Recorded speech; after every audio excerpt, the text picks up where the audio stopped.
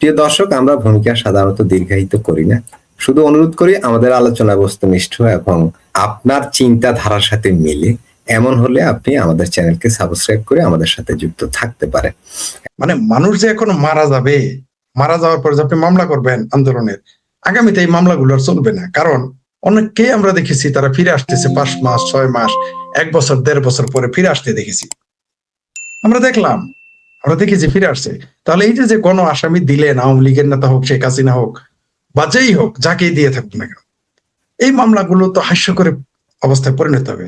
সে জায়গায় আপনি যে সব আমরা এগুলোর বিচার চাই, তদন্ত করেন কে এই ধরনের আধুনিক অস্ত্র স্নাইপার কারা চালালো আমরা দেখতে চাই। কারণ পুলিশের কাছে তো স্নাইপার থাকে না, আইন অনুযায়ী রাখার সুযোগ নাই। তাহলে এরা কারা চালানো? এই যে নারীকে দেখাচ্ছেন, এটা হয়তো এআই দিয়ে করা। এই নারীকে যখন তিনি বলেছিলেন তিনি প্রেগনেন্ট, তাকে নির্মম ভাবে মেরে ফেলা হলো। এই বর্বরতা যারা করেছে তাদের তো অবশ্যই বিচারের আওতায় আনতে হবে, যদি আপনি তা না করেন। আমি জানি না পুলিশেরা সেগুলো রেকর্ড রেখেছে কিনা, রেকর্ড কারো না কারো কাছে কিন্তু আছে, কম আর বেশি কারো না কারো কাছে রেকর্ড গুলো আছে। রেকর্ডের কি দরকার ভাই?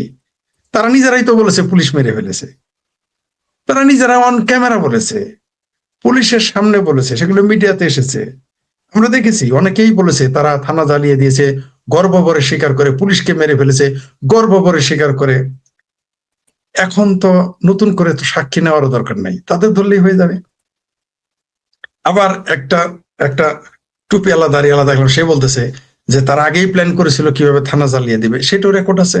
সে নিজে এসে বলছে সাংবাদিকদের সামনে, তাকে তো রিমান্ডও নেওয়া হয়নি, জিজ্ঞাসা করে নেই, তারা নিজেরাই বলেছে।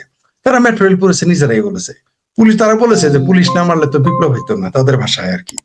আমার ভাষায় তো এটা বিপ্লব না, সর্বোচ্চ এটা আপনি আন্দোলন বলতে পারেন। আমার ভাষায় তো এটা জুলাই সন্ত্রাসী আন্দোলন, সর্বোচ্চ তারা সন্ত্রাসীবাদ আন্দোলন বলতে পারে।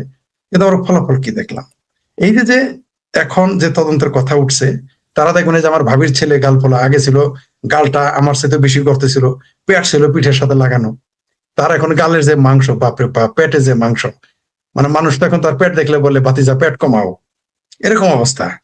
এই যে তাদের যে চর্বিটা হয়েছে, এরা এখন ভয় পায় কেন? আচ্ছা, পুলিশে হত্যার তদন্ত হলে এরা তো ভয় পাবে কেন? অলরেডি তারা দায়ী করতেছে, তারেক রহমান নাকি দায়ী। তারপর আমার এই ভাবির ছেলে শেষে বলছে এটা মীমাংসিত বিষয়, সে নাকি ওর এমপি হয়েছে।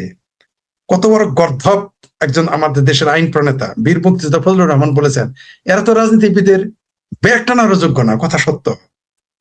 তার জন্য সে এটা বলেছে যে এটা মীমাংসিত বিষয়। কোনোদিন হত্যা মামলা মীমাংসিত বিষয় হয়? তামাদি হয়? আপনি যদি হত্যা মামলা মীমাংসা করেন, অর্থাৎ ধরে নেন আমার পিতাকে কেউ হত্যা করছে, আমি আপনার সাথে সেখানে আপোষ করলাম, বাংলাদেশ সরকারের পুলিশ আপনাকে আমাকে দুইজনকে আসামি করে আবার মামলা দিতে পারে। কারণ হত্যা মামলা কোনোদিন আপোষ করতে পারবেন না, আপনি দিওয়ানি মামলা আপোষ করতে পারবেন। আপনি হত্যা, ধর্ষণ, যেগুলো মানবাধিকার সহ আরো যেগুলো লঙ্ঘন, এগুলো আপনি তো তামাদি করতে, এগুলো মীমাংসা হয় না। এটা তো সৌদি আরবের আইন না যে আমার বাপকে আপনি মেরে ফেলেছেন, আপনার কাছে 50 লাখ টাকা মীমাংসা গেলাম। বাংলাদেশ আইন তা বলে না।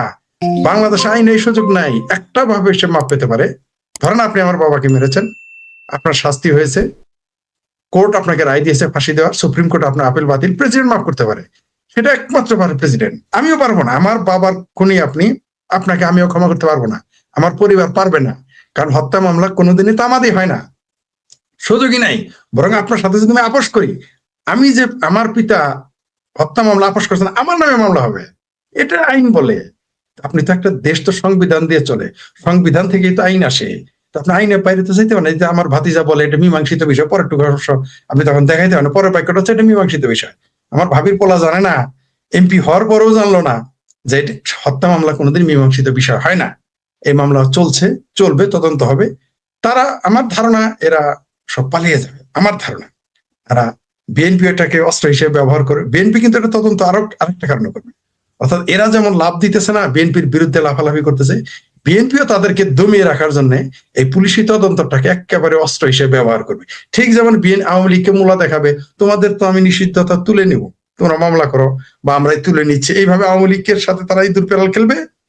পাশা আবার আওয়ামী লীগকে মাইরও দিবে, একবার অফিস 2টা খুলবে তো 5টা ভাঙবে, 5টা খুলবে তো 10টাতে ভাঙবে, 5 জনকে জামিন দেবে তো 10 জনকে আবার ঢুকাবে, অথবা জামিন দিলেও আবার সেন অ্যারেস্ট দেখে ঢুকিয়ে দেবে। এরকম ভাবে বিএনপি আওয়ামী লীগের সাথে খেলতে থাকবে। পাশাপাশি আমার এই ভাবির ছেলেদের, যেহেতু তারা একই জোটে ছিল, মিলকে জুলকে ছিল, একই ঘরের তারা একই খাবার খেয়েছে, তারা 91 পরিবারের সদস্য, এখন ভিন্ন হয়ে গেছে। তো এদেরকে একটু আস্তে আস্তে ধরবে। কারণ মামাতো ভাইরে জমি দিবে না, প্রথমে তার ডাইরেক্ট না করবে না। খালাতো ভাইরে ওয়ারিশ দিবে না, প্রথমে তার না করবে না। আস্তে আস্তে ঘর থেকে গেটি ধরে বের করে দিবে জমি থেকে, এদের আস্তে আস্তে বের করে দিবে। এটা তো পুলিশি হত্যার তদন্ত এটাকে ব্যবহার করবে। আর পুলিশ তো বসে থাকবে না, পুলিশও কাজ করে যাবে। জি, ধন্যবাদ। এইগুলির বিচার বাংলার মাটিতে হতে হবে, এই দেশের জনগণের দাবিটা, এটা কোনো আপনার দলের দাবি না। এটা আপনি এটা যদি বিএনপি তদন্ত বলছে করবে, এখন ফরিদ ভাই অনেক ব্যাখ্যা করছে যারা কিভাবে তদন্ত করবে, কতটুকু করবে কিনা, কতটুকু ঝুলায় রাখবে। তবে একটা কথা জেনে রাখেন আপনি, হত্যাকাণ্ডের বিচার কিন্তু হবে, এই দেশের মাটিতেই হবে, এখন হোক আর পরে হোক, আরো 10 বছর পরেও বিচার এটি হবে। দেখেন 75-এ যে আপনার হত্যাকাণ্ড হলো, দীর্ঘ 21 বছর এটা আইন করে আটকায় রাখা হয়েছিল, এবং দীর্ঘ 21 বছর পরে কিন্তু বিচার শুরু হইলো, এবং এদের বিচার কিন্তু হয়েছে। যদিও তখনকার আমাদের ভিডিও ফুটেজ ছিল না, কোনো আপনার ডকুমেন্ট ছিল না, এরপরেও কিন্তু বিচার হয়েছে। কেন কিভাবে বিচার হয়েছে দেখেন, ওদের ওই সময় আপনার যে আপনার ইয়া ছিল আপনার কর্নেল ফারুক কিন্তু সে নিজে সাক্ষাৎকারে বলছে যে আমরা মারছি। তাহলে এখানে তো সে আত্মস্বীকৃত খুনি, আমরা যেটা সবসময় বলি, সে নিজে স্বীকার করছে যে মারছে। সুতরাং বিচারটা হইতে কিন্তু আর তার এটা তেমন ব্যাক পাইতেছে না। তারপরে আপনার 71 যে যুদ্ধবাদ হলো যে এটা, যদিও আপনার সবগুলি বিচার সুন্দর করে হয় নাই, কারণ অনেক লোক মারা গেছিল তখনকার আমলে, আর ওই সময়ের আপনার ডকুমেন্ট ছিল না, অনেক সাক্ষী ছিল না, বিভিন্ন ধরনের প্রবলেম ছিল, কারণ অনেক বছর পরে আপনার এই বিচারগুলি শুরু হয়েছিল। বিচার তো হয়েছে একটা বিচার, কিন্তু তারপরও 71-এর আপনার গণহত্যারও কিছু বিচার হয়েছে। আচ্ছা, আর এখনের যে ব্যাপারটা আছে, এই যে পুলিশ যে হত্যাকাণ্ড হলো, এটার বিচার হওয়া এটা খুব সহজ ব্যাপার, কারণ এটার ভিডিও ফুটেজ ক্লিয়ার আছে। ম্যাক্সিমাম জায়গাতেই আপনার ভিডিও ফুটেজ আছে, যে থানাগুলি লুট করছে, আগুন দিয়ে পুরাইছে, কিভাবে ঘেরাও করে পুরাইছে, এগুলি আপনার ভিডিও ফুটেজ আছে, সবই আছে। এবং স্বীকারোক্তি আছে, অসংখ্য মানুষের স্বীকারোক্তি আছে যে আমরা পুলিশকে মারছি, আমিও ছিলাম, আমি মারছি, আমি আগুন দিছি, আমি ঝুলাই রাখছি, নিজেরাই স্বীকার করছে। ইভেন আপনারা দেখেন আগে টক শুতে এসে বলছে যে ওই সময় আন্দোলন চলতেছিল, সরকারের হয়তো নিয়ন্ত্রণের বাইরে ছিল, টক কি ওই সময় নাকি এই যে ব্যারিস্টার ফুয়াদ, ও বললো যে ওই যে আজকে এই পর্যন্ত 43 জন পুলিশে মারছে, এবং এই মারছে যে ঝুলাই মারছে, ঝুলাই রাখছে, এটা না, শুধু অনেক পুলিশে জবাই করেও মারছে, এটাও ওর কাছে নাকি রিপোর্ট আছে। এবং নিজে সে আপনার ওই আপনার টিভি টক শুতে এসে নিজে বলছে যে পুলিশে জবাই করেও মারছে, যেটা আপনার গণমাধ্যমে আসে না, সে নিজে স্বীকার করছে। তার মানে এগুলো এভিডেন্স তো আছে। আপনি এত বড় মেসাকার হইলো, এই মেসাকারের বিচার হবে না, এটা তো আপনি আশা এটা হবে না, এটা তো আপনি আশা করতে পারেন না ভাই। এটা আজ হোক কাল হোক, এটা তো হবেই, এগুলি তো আপনার রেকর্ডে। এখন আধুনিক যুগ, এগুলি রেকর্ড আপনি মুছার কোনো সুযোগ নাই, হতে হবে। বিএনপি করুক আর না করুক, আপনি ফরিদ ভাই বললেন না, বিএনপি যদি না করে বিএনপি এটা দায়ী থাকবে, কারণ পুলিশ তো আপনি আওয়ামী লীগ না,